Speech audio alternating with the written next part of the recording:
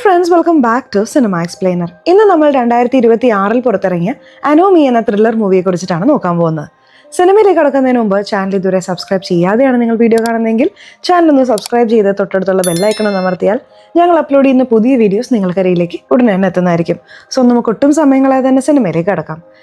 സിനിമയുടെ സ്റ്റാർട്ടിംഗ് സീനിൽ സാറ എന്ന നമ്മുടെ സിനിമയിലെ നായികയാണ് കാണിക്കുന്നത്. അവരൊരു ഫോറൻസിക് ഡിപ്പാർട്ട്മെന്റിലുള്ളവരാണ്. അവർക്ക് എല്ലാം അവരുടെ അനിയനായ ജിയാനാണ്. ആ ജിയാനെ എപ്പോഴും സ്വന്തം വീട്ടിൽ കൂടെ നിർത്തിയാണ് അവർ നോക്കുന്നത്. ജിയാനെ വിട്ട് ഒരു നിമിഷം പോലും അവർ പിരിഞ്ഞിരിക്കില്ല. അതും ആ ജിയാൻ ഇവരോട് പറയാതെ എങ്ങോട്ടേക്കും പുറത്തു പോകില്ല. കാണാൻ 24 വയസ്സുള്ള പയ്യനെ പോലെയുണ്ട്, ഇപ്പോഴും ചേച്ചിയോട് പറയാതെ പുറത്തു പോകില്ലേ എന്ന് ചോദിച്ചാൽ അവന് വലിയൊരു പ്രശ്നമുണ്ട്. അതുകൊണ്ടാണ് വീട്ടിൽ നിർത്തി ഇവർ നോക്കുന്നത്. നായിക എന്നും രാവിലെ സൈക്കിളിൽ വ്യായാമത്തിനായി പോവാറുണ്ട്. 1 മണിക്കൂറോളം അതിനായി ചെലവഴിക്കും. ഇപ്പോഴും അങ്ങനെ ഒരു റൗണ്ട് പോയിക്കൊണ്ടിരിക്കുമ്പോൾ അവർക്ക് തൻ്റെ അനിയനെയും കുടുംബത്തെയും കുറിച്ച് ഒരുപാട് ഓർമ്മകൾ വരുന്നുണ്ട്. ചെറുപ്പത്തിൽ നായിക അവരുടെ അമ്മ, അച്ഛൻ, അനിയൻ എന്നിവരെല്ലാവരും അത് സന്തോഷത്തോടെ ജീവിച്ചിരുന്നു. എന്നാൽ ഒരു വലിയ അപകടത്തിൽ നായികയുടെ അമ്മയും അച്ഛനും മരിച്ചു. അതിനുശേഷമാണ് ഇവർ രണ്ടുപേരും തകർന്നു പോയത്. അതിൽ പ്രധാനമായിട്ടും ഇവരുടെ അനിയനായ ജിയാൻ പൂർണ്ണമായിട്ടും തകർന്നുപോയി.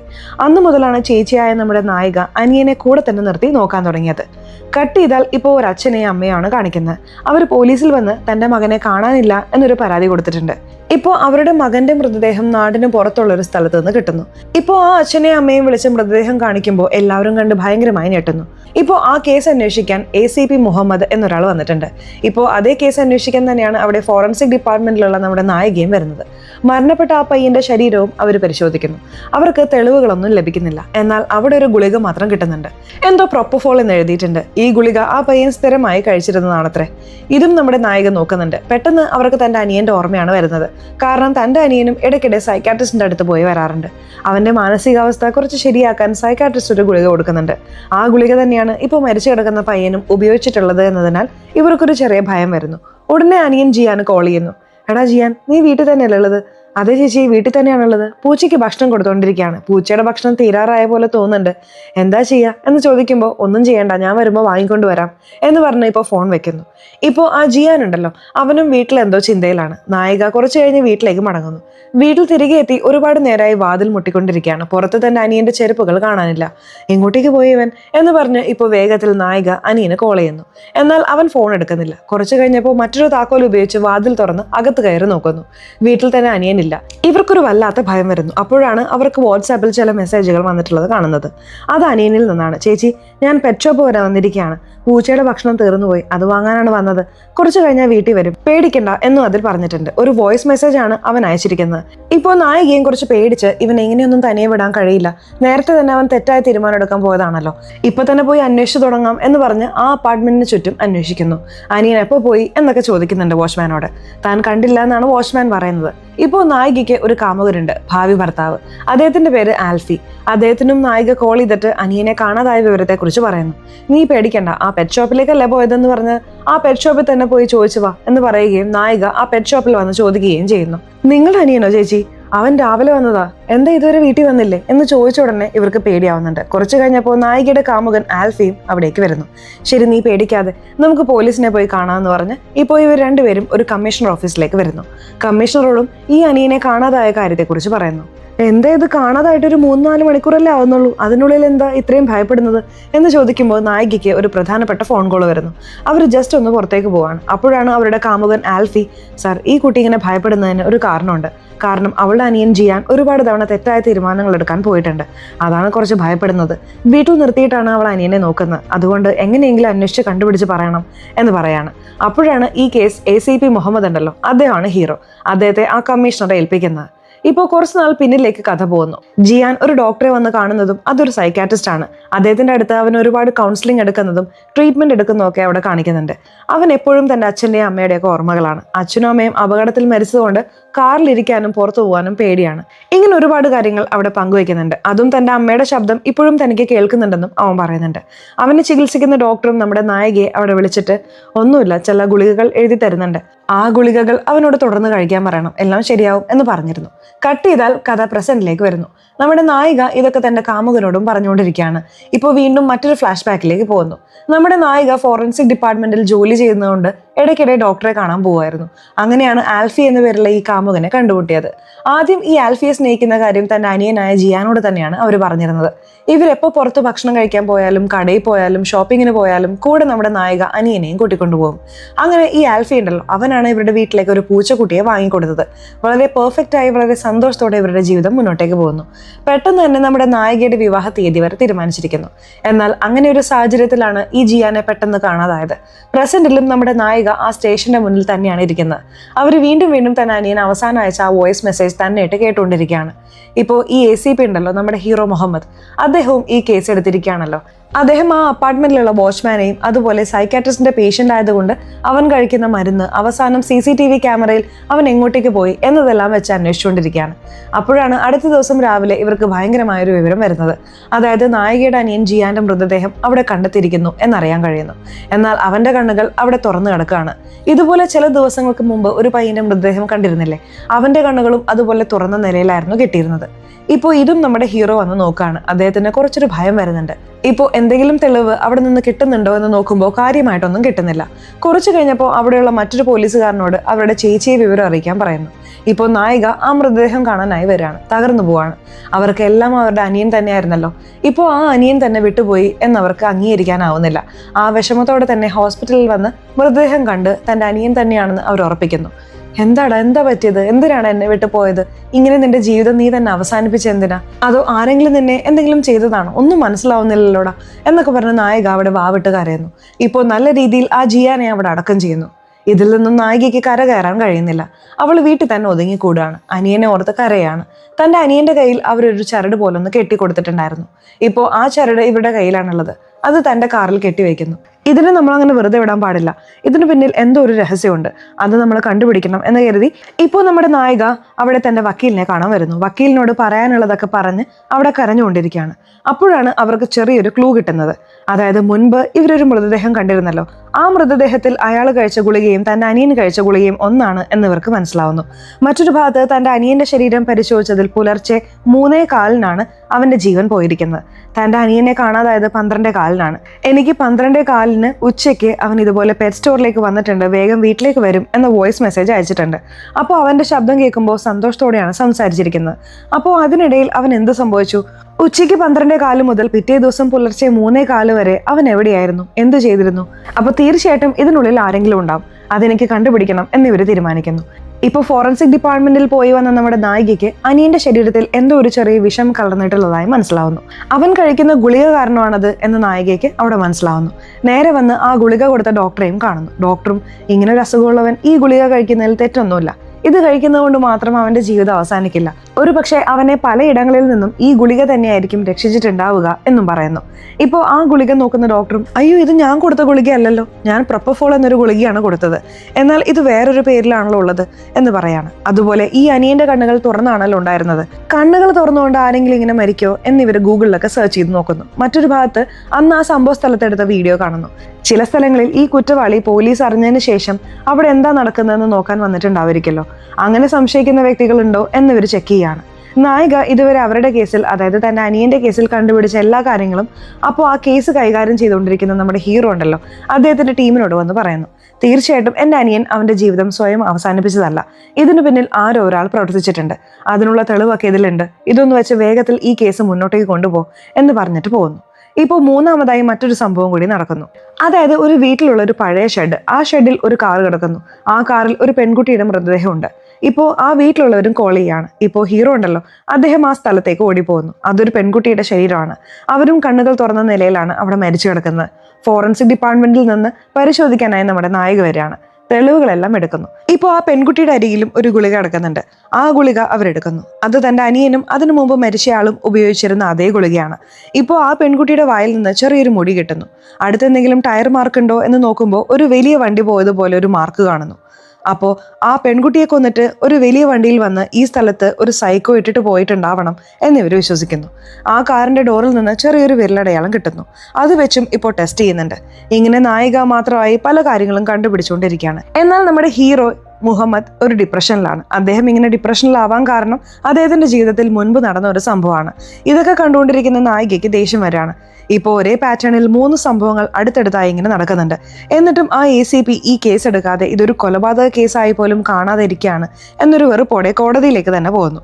ഇപ്പോൾ കോടതിയിൽ ഈ തെളിവുകളൊക്കെ സമർപ്പിച്ച് അവിടെ ആ ACPയെ വിളിച്ചു വരുത്തി ഇപ്പോൾ ജഡ്ജ് ആ ACPയോട് ഉടൻ തന്നെ ഈ കേസ് എടുത്ത് നിങ്ങൾ അന്വേഷിക്കണം, അങ്ങനെയില്ലെങ്കിൽ നിങ്ങളെ ഡിസ്മിസ് ചെയ്യും എന്നൊക്കെ പറഞ്ഞ് ഭീഷണിപ്പെടുത്തുന്നു.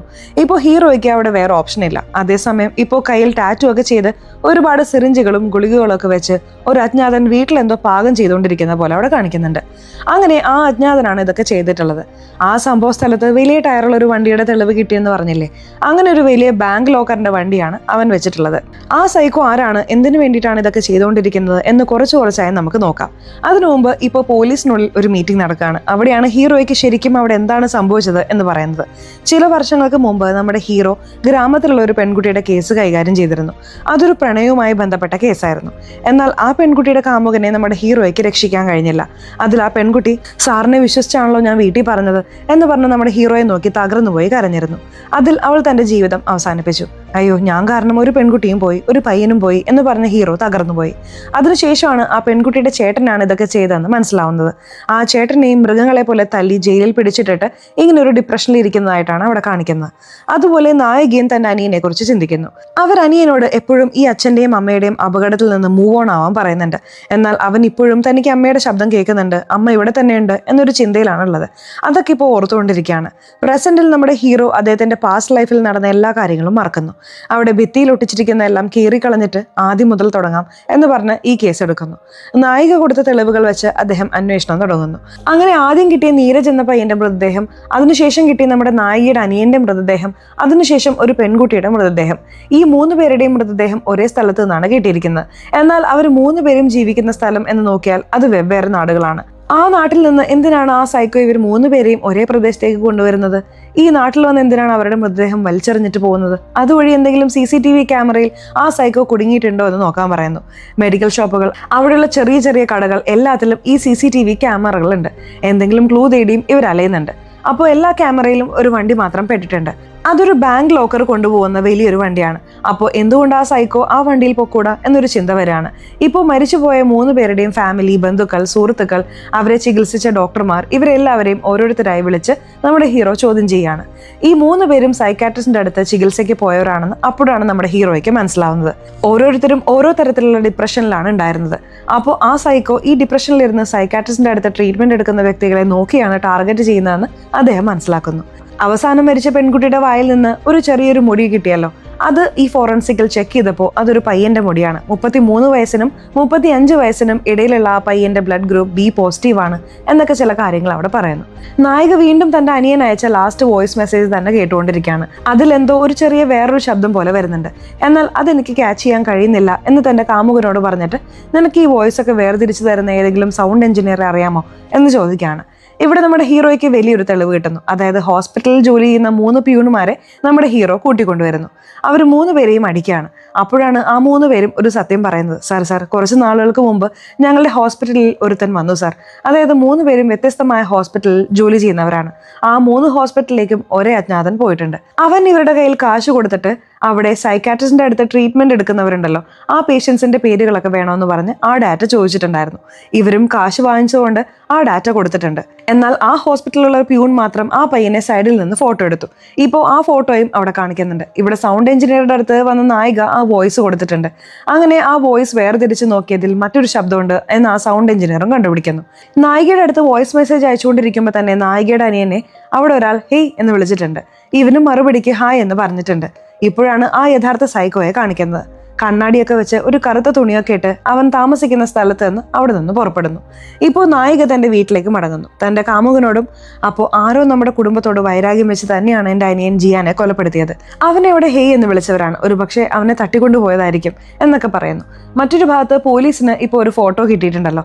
ആ ഫോട്ടോ ഇവർ പരിശോധിച്ച് നോക്കുമ്പോൾ മുൻപേ ക്രിമിനൽ ആയിരുന്നവനാണ് ഇപ്പോൾ ഈ സൈക്കോ ആയിരിക്കുന്നത് എന്നവിടെ മനസ്സിലാവുന്നു. അവന്റെ അഡ്രസ്സ് ഇവർ കണ്ടുപിടിക്കുന്നു. നമ്മുടെ ഹീറോ അദ്ദേഹത്തിന്റെ ടീമിനോടൊപ്പം ആ അഡ്രസ്സിലേക്ക് പോകുന്നു.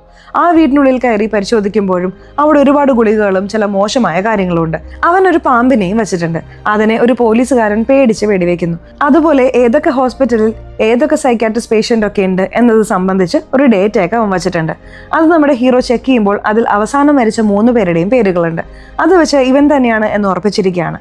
അപ്പോൾ അടുത്തായി ബേസിൽ എന്നൊരു പേരും അവൻ ടിക്ക് ചെയ്തിട്ടുണ്ട്. അതായത് ഇനി ബേസിൽ എന്നൊരാളെ കൊലപ്പെടുത്താൻ പോവുകയാണ്, അതിനുള്ളിൽ നമുക്ക് അവനെ പിടിക്കണം എന്നിപ്പോൾ എല്ലാ പോലീസുകാരും വളരെ തീവ്രമായി ശ്രമിക്കുന്നു. അപ്പോൾ നമ്മുടെ ഹീറോയ്ക്ക് ഒരു പോലീസിൽ നിന്നും വിവരം കിട്ടുന്നു. നിങ്ങൾ അയച്ച ഫോട്ടോയിലുള്ള വ്യക്തി അടുത്തു തന്നെയുള്ള ഒരു ഹോസ്റ്റലിൽ താമസിക്കുന്നതായി ഞാൻ കണ്ടുവെന്ന്. ആ ഹോസ്റ്റലിലേക്ക് വരാൻ പറയുകയും ഹീറോ ആ ഹോസ്റ്റലിലേക്ക് വരികയും ചെയ്യുന്നു. എന്നാൽ അവിടെയുള്ള വാർഡൻ പിള്ളേരെ ഒന്നും ശല്യം ചെയ്യാൻ കഴിയില്ല, ഉള്ളിലൊന്നും വരാൻ കഴിയില്ല എന്ന് പറഞ്ഞ് അവിടെ വിസമ്മതിക്കുന്നു.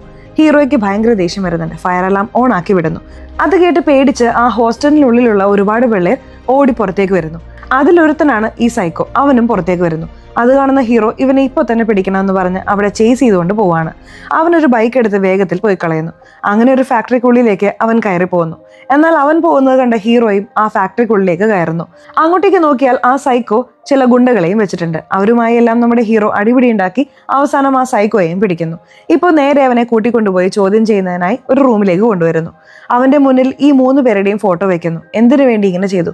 എന്തിനാണ് ഈ 3 പേരെയും കൊലപ്പെടുത്തിയത്? സത്യം പറ എന്ന് ചോദിക്കുമ്പോൾ ഈ 3 ക്ലൗൺസ് ആരാണെന്ന് തന്നെ എനിക്കറിയില്ല, ഞാൻ ജസ്റ്റ് നടുവിലുള്ള ഒരു മീഡിയേറ്റർ മാത്രമാണ് എന്ന് ആ സൈക്കോ പറയുന്നു. എന്താടാ പലതരത്തിൽ കഥ പറയാണോ? മര്യാദയ്ക്ക് പറ. ഈ 3 ഹോസ്പിറ്റലിൽ പോയി ഇവരുടെ ഡീറ്റെയിൽസ് ഒക്കെ നീ തന്നെയല്ലേ കളക്ട് ചെയ്തത്? എന്തിനാണ് അത് ചെയ്തത്? എന്താണ് നീ പ്ലാൻ ചെയ്തത് എന്ന് ചോദിക്കുമ്പോഴാണ്, അയ്യോ സാർ, ഞാനത് സത്യമായിട്ടും ചെയ്തിട്ടില്ല. എന്ത് കളക്ട് ചെയ്തില്ലെന്നോ? അയ്യോ, അവരെ ഞാൻ കൊന്നിട്ടില്ല സാർ. സത്യമായിട്ടും എനിക്കൊരു പ്രൈവറ്റ് നമ്പറിൽ നിന്നും ഫോൺ കോൾ വന്നു. അവനാണ് എനിക്ക് ഈ ജോലി തന്നത്. ഓരോ ഹോസ്പിറ്റലിലും പോയി ഇതുപോലെ ഡാറ്റ കളക്ട് ചെയ്തുകൊണ്ട് വരാൻ പറഞ്ഞു. അങ്ങനെ കളക്ട് ചെയ്തുകൊണ്ട് വന്ന ഡാറ്റ ഞാനൊരു സ്ഥലത്ത് വെക്കും. അതിനുശേഷം ആ അജ്ഞാതൻ വന്ന് ആ ഡാറ്റ എടുത്തുകൊണ്ട് പോയി.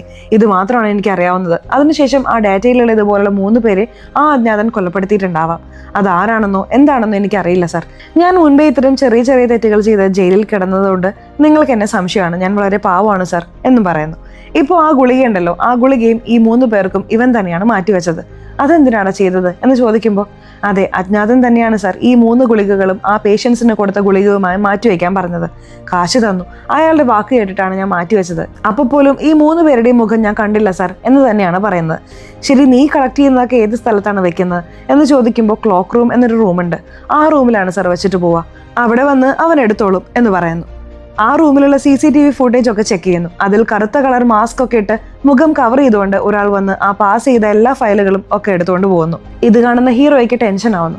അപ്പോൾ ഇതിന് പിന്നിൽ വേറൊരാളുണ്ട്, അവനാണ് യഥാർത്ഥ സൈക്കോ എന്ന് അദ്ദേഹം ഉറപ്പിക്കുന്നു.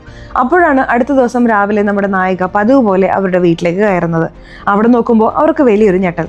നമ്മുടെ നായികയുടെ കാമുകനായ ഭാവി ഭർത്താവ് ആൽഫി ഉണ്ടല്ലോ, അദ്ദേഹം അവിടെ വളരെ ക്രൂരമായ രീതിയിൽ കൊല ചെയ്യപ്പെട്ടിരിക്കുകയാണ്. നായിക മൊത്തത്തിൽ തകർന്നു പോകുന്നു. നമ്മുടെ ഹീറോയും ഈ വിവരം കേൾക്കുമ്പോൾ, അയ്യോ, അപ്പൊ ആ പെൺകുട്ടിയെ ചുറ്റിപ്പറ്റിയിട്ടാണ് ഒരുപാട് പ്ലാനുകളൊക്കെ നടക്കുന്നത് എന്ന് ചിന്തിക്കുന്നു. അപ്പൊ അതുപോലെ നമ്മുടെ നായിക ഇരുന്ന് കരഞ്ഞുകൊണ്ട് മാത്രമാണ് ഇരിക്കുന്നത്. എന്നാൽ ഹീറോ ഒരു ചെറിയ കാര്യം കണ്ടുപിടിക്കുന്നു. ഇതിനു മുമ്പ് നടന്ന ആ 3 സംഭവങ്ങളിൽ നോക്കിയാൽ എല്ലാവരും കണ്ണുകൾ തുറന്ന നിലയിലാണ് മൃതദേഹമായി കിട്ടിയത്. എന്നാൽ ഇത്തവണ ആൽഫിയുടെ മൃതദേഹം അതുപോലെയല്ല കിട്ടിയത്. അവന്റെ ശരീരം ആസകലം അത്രയും മുറിവുകളുണ്ട്. അങ്ങനെയാണെങ്കിൽ വലിയൊരു വൈരാഗ്യം വെച്ചുകൊണ്ട് തന്നെയാണ് ആ അജ്ഞാതൻ ഈ ആൽഫിയോട് ഇങ്ങനെ പെരുമാറിയിട്ടുള്ളത്. എനിക്ക് തോന്നുന്നത് ആൽഫിയോടെ ഈ വൈരാഗ്യം തീരില്ല എന്നാണ്. അവനടുത്തത് നായികയും ടാർഗറ്റ് ചെയ്യാം. കാരണം സാറയുടെ അനിയനെയും കൊല്ലപ്പെടുത്തിയിട്ടുണ്ട്, അവരുടെ കാമുകനെയും കൊല്ലപ്പെടുത്തിയിട്ടുണ്ട്. എന്നാൽ കാമുകനെ വളരെ ക്രൂരമായി കൊല്ലപ്പെടുത്തിയിട്ടുണ്ട്. അപ്പോൾ സാറയെ കൊന്നാൽ ഇനിയും എത്ര വലിയ പ്രശ്നമായി അത് മാറാൻ പോകുന്നോ അതിനുള്ളിൽ നമ്മൾ തടയണം, ആ പെൺകുട്ടിയെ രക്ഷിക്കണം എന്ന് വിചാരിക്കുകയാണ്. നായികയ്ക്ക് ഒരു പ്രധാനപ്പെട്ട വിവരം അവരുടെ വക്കീലിന്റെ അടുത്ത് നിന്ന് കിട്ടുന്നു. അതായത് ഇപ്പോൾ 3 പേര് മരിച്ചില്ലേ, അതേ പാറ്റേണിൽ കുറച്ച് വർഷങ്ങൾക്ക് മുമ്പ് ഒരു പെൺകുട്ടി മരിച്ചിട്ടുണ്ട്. അവളും കണ്ണുകൾ തുറന്ന നിലയിൽ തന്നെയാണ് കാണപ്പെട്ടിരുന്നത് എന്ന് പറയുമ്പോൾ, എന്ത്, ചില വർഷങ്ങൾക്ക് മുമ്പോ എന്ന് പറഞ്ഞിട്ട് നായിക ആ കേസ് അന്വേഷിക്കാൻ പോകുന്നു.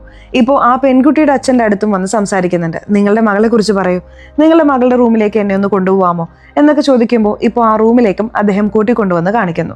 അതിൽ മരിച്ചതിന് ശേഷമുള്ള ജീവിതത്തെക്കുറിച്ച് ഒരുപാട് പുസ്തകങ്ങളുണ്ട്.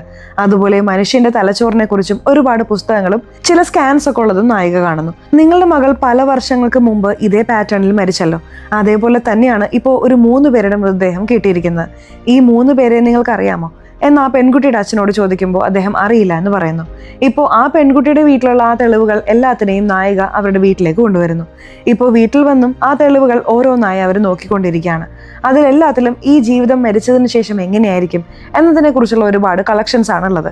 ഹീറോയ്ക്ക് മറ്റൊരു വിവരം കിട്ടുന്നു. ആ വണ്ടി CCTV ക്യാമറയിൽ പതിഞ്ഞതൊക്കെ കാണുന്നു. അതിലൂടെ മുൻപ് ആ 3 പേരുടെയും മൃതദേഹങ്ങൾ ഒരേ നാട്ടിൽ നിന്ന് കിട്ടി എന്ന് പറഞ്ഞ അദ്ദേഹത്തിന് ഒരു സംശയം വന്നിരുന്നല്ലോ, അതെങ്ങനെയാണെന്ന് അദ്ദേഹത്തിന് ഒരു ഉത്തരം കിട്ടും. കാരണം 3 പേരും പേരും ഓരോ നാട്ടിലുള്ളവരാണ്. എന്നാൽ അവരുടെ കേന്ദ്രത്തിലുള്ള പുതിയ ഇര എന്നൊരു നാട്ടിലേക്കാണ് ആ അജ്ഞാതൻ ആ 3 പേരുടെയും ശരീരം കൊണ്ടുവന്നിട്ടിരിക്കുന്നത്. അപ്പോൾ ആ ചുറ്റുവട്ടത്തിനുള്ളിൽ തന്നെയാണ് എന്തോ ഒരു സംഭവം നടന്നിരിക്കുന്നത്. ആ പ്രദേശത്തെ നമ്മൾ ചുറ്റി നോക്കിയാൽ ആ യഥാർത്ഥ സൈക്കോയെ കിട്ടും എന്ന് മനസ്സിലാക്കുന്നു. നായിക ഇക്വേഷൻ ഓഫ് ഡെത്ത് എന്നൊരു പുസ്തകത്തെക്കുറിച്ച് മനസ്സിലാക്കാൻ ആഗ്രഹിക്കുന്നു. കാരണം ആ പുസ്തകം തന്നെയാണ് ഇപ്പോൾ ഇവർ കൊണ്ടുവന്നിട്ടുള്ളത്. ആ പെൺകുട്ടിയുടെ ഒരുപാട് ഡോക്യുമെന്റ്സുകൾ ഉണ്ട്. അതുമായി ബന്ധപ്പെട്ട് ഒരു പ്രൊഫസറെയും വന്ന് കാണുന്നു. ആ കോളേജിലാണ് ആ പെൺകുട്ടി പഠിച്ചിട്ടുള്ളത്. ആ പ്രൊഫസറും ഈ കോളേജിൽ ചില ഗവേഷണങ്ങൾ നടന്നു. ആ ഗവേഷണങ്ങളിൽ ഒരു മനുഷ്യൻ മരിച്ചതിന് ശേഷം പോലും അവന്റെ തലച്ചോറ് വഴി അവന്റെ ബാക്കി ജീവിതം ജീവിക്കാൻ കഴിയും എന്നൊരു കണ്ടുപിടുത്തം കണ്ടുപിടിച്ചു. എന്നാൽ അത് ഇന്ന് വരെ പ്രാക്ടിക്കലായി നടപ്പിലാക്കാൻ കഴിഞ്ഞിട്ടില്ല. അത് കണ്ടുപിടിച്ചത് ഒരു ആംഗ്ലോ ഇന്ത്യൻ വിദ്യാർത്ഥിയാണ്. അവന്റെ ടീമിലുണ്ടായിരുന്നവളാണ് ഇപ്പോൾ നീ ഒരു പെൺകുട്ടിയെ കുറിച്ച് വന്ന് ചോദിച്ചില്ലേ ആ പെൺകുട്ടി എന്ന് പറയുന്നത്. ഇപ്പോൾ നമ്മുടെ ഹീറോയോട് ഈ വണ്ടിയെക്കുറിച്ച് ഒരുത്തൻ തെളിവ് നൽകുന്നു. അങ്ങനെ ആ വണ്ടിയിലുണ്ടായിരുന്ന ആ സൈക്കോയെ നീ കണ്ടിട്ടുണ്ടോ എന്ന് ചോദിക്കുമ്പോൾ കുറച്ചായിട്ട് ഓർമ്മയുണ്ട് എന്ന് അവൻ പറയാൻ തുടങ്ങി. അവിടെ പോലീസുകാരോട് വരയ്ക്കാൻ പറയുന്നു. അങ്ങനെ പോലീസിന് ഇപ്പോൾ ആ പുതിയ ഇര എന്നൊരു നാടിനെ കുറിച്ച് അറിയാൻ കഴിഞ്ഞിട്ടുണ്ടല്ലോ. ആ ചുറ്റുവട്ടത്ത് അടുത്ത് തന്നെയുള്ള വീടുകളിലൊക്കെ പോയിട്ട് ഇപ്പോൾ ഇവർ വരച്ച ആ പയ്യനെ കണ്ടിട്ടുണ്ടോ എന്നൊക്കെ ചെക്ക് ചെയ്തുകൊണ്ടിരിക്കുകയാണ്. അങ്ങനെ നാടിന് പുറത്തായി കണ്ടെയ്നർ പോലെ ഒരു വീടുണ്ട്, ചെറിയൊരു വീട് പോലെ. അതും പോലീസുകാർ നോക്കുന്നുണ്ട്. ആ വീടിന്റെ സൈഡിൽ തന്നെ ഒരു വാൻ കിടക്കുന്നുണ്ട്. അത് ഈ ബാങ്ക് ലോക്കർ കൊണ്ടുപോകുന്ന ഒരു വണ്ടിയാണ്. അതും ഫോട്ടോ എടുത്ത് ഹീറോയ്ക്ക് അയക്കുന്നു. അപ്പോൾ ആ വീടിനുള്ളിൽ കയറരുത്, ഒരു പക്ഷെ ആ വീടിനുള്ളിൽ ആ യഥാർത്ഥ സൈക്കോ ഉണ്ടാവാം, പോയാൽ നിങ്ങൾ എന്തെങ്കിലും ചെയ്തേക്കാം, ഞാൻ വരുന്നവരെ പുറത്ത് തന്നെ നിൽക്ക് എന്ന് പറയുന്നതിന് മുൻപ് തന്നെ ആ വീടിനുള്ളിലുള്ള ഒരു ആംഗ്ലോ ഇന്ത്യൻ പയ്യനും പെട്ടെന്ന് പുറത്തേക്ക് വരുന്നു. ഈ 3 പോലീസുകാരെയും കാണാണ്. അവനെ കണ്ടതും പോലീസിന് എന്ത് ചെയ്യണമെന്നറിയാതെ തോക്കെടുക്കാണ്.